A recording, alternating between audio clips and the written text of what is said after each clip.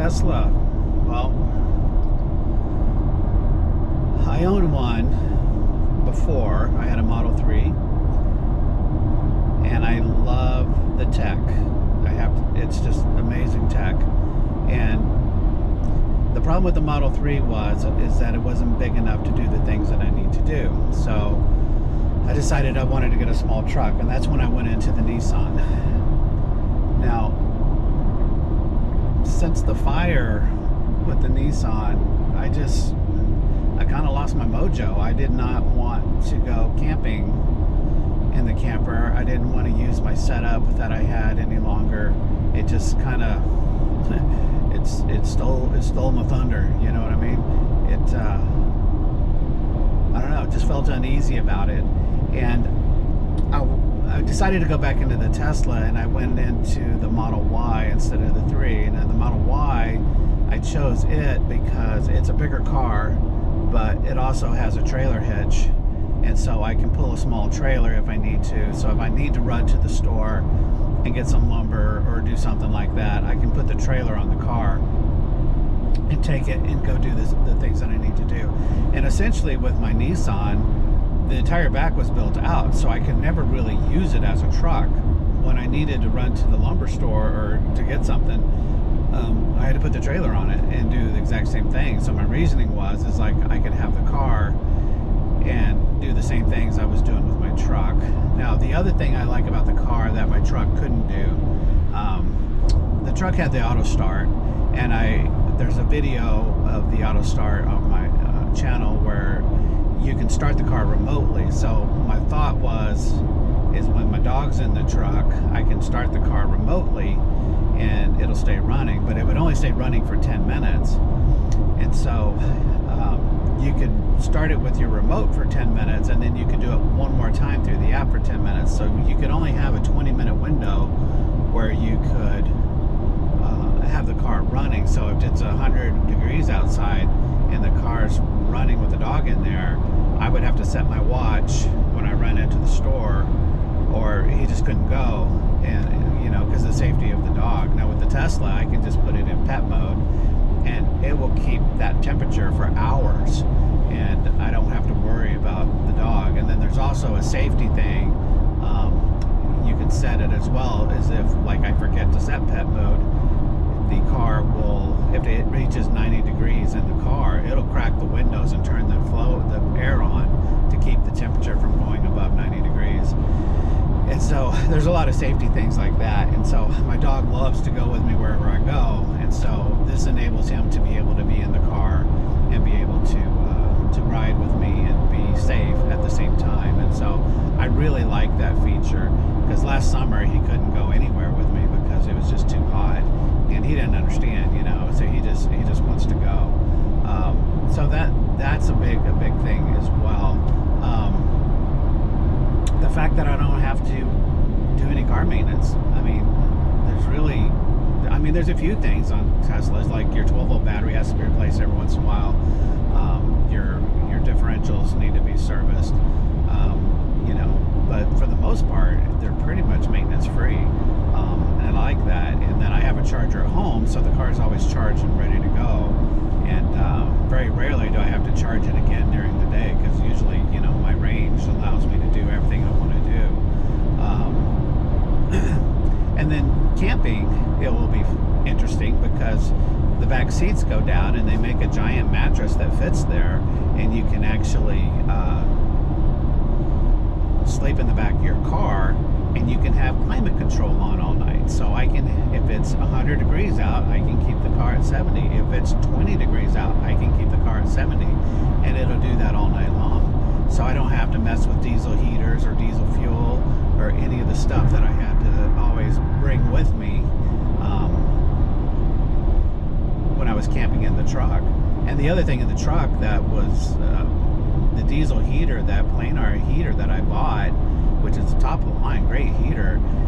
One of the things that it said is that the exhaust coming out with the heat side needs to be at least 3 feet before you turn the tube. And so when I had it installed, the tube was turned within just like 3 or 4 inches coming out of that exhaust. So then that made me worry more about starting a fire.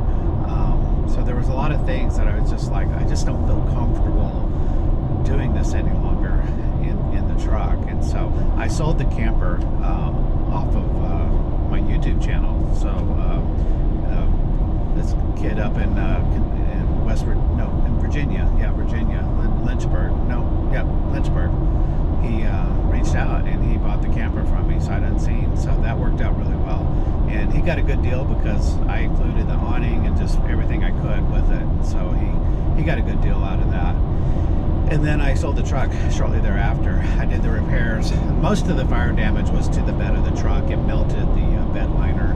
So I sprayed some bed liner back on there and sold it to Carvana, and they didn't say a word about it. So and then I bought the Tesla. So far so good. I really enjoy the Tesla, and plan to use it for a while. Yeah, so that's kind of what's going on. What does it mean for the channel? Well, the channel is going to continue, but it's going to be different. I'm still going to leave all the old videos up, so if you're a Jeep guy or a Nissan guy, all that stuff will still be there. And feel free to reach out to me if you have questions about any of the stuff that I've done. The Tesla, I'm going to put it in its own little category so that it will it'll be there. So I'm going to do Tesla camping and do stuff with my Tesla, and we'll just see where that goes.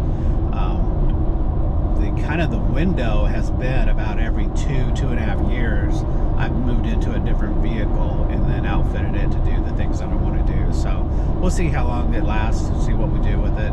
But I know a lot of you may drop off because you're not interested in electric vehicles, but it's really kind of fun, and there's a lot you can do with it and still get out there. And yeah, so I think it's gonna be total fun. This particular model here is the all-wheel drive version, so technically it is still a 4x4. I chose that because in Middle Tennessee we get bad weather, and so all-wheel drive cars tend to just go anywhere, whereas this last ice storm we had, my wife's van got stuck, and the all-wheel drive cars just drove right up the same area and didn't get stuck. So that worked out really well. My radar detector going off. There's police cars trying to give tickets. And then it also has a trailer hitch. It also has a 3rd row seat, so this will seat 7 if the other 2 passengers don't have legs. I actually got the 3rd row because I was thinking that if I needed to have 5 seats available and bring the dog, he can sit in the 3rd row. It would also work well if you had kids with car seats. You can throw them back there. Don't throw the kids, but you know what I mean. That would work well. The other thing was I wanted white interior because I had black in my last Tesla. This one has hardware 3, which is, it's okay. My last one had hardware 2.5. The 3 was like the golden car, and then now hardware 4 is the better car. That really relates to the full self-driving. So like you can see that I've been not driving this whole time. The car's actually driving me to Florida, and this version works well. I would say 95% of the time works just really well. It will not start or end your drives for you. You need to do those 2 things, but the in-between works really well. The hardware 4, you can actually put the address in there, hit start, and it'll back your car up and turn it around and take you where you want to go, and then it'll park you on the other end. Right now they're not updating this version any longer, but when you buy a Tesla, this car is a 2023, had 27,000 miles on it, and I got it for like $32,000, whereas you can buy a brand new Tesla for close to 50. And so the way I look at it is I saved 20 grand to get one a couple years older, which will still do 99% of the stuff that the new ones will do. Yeah, but I would love to have hardware 4, but maybe down the road if I decide to upgrade this one after a couple years.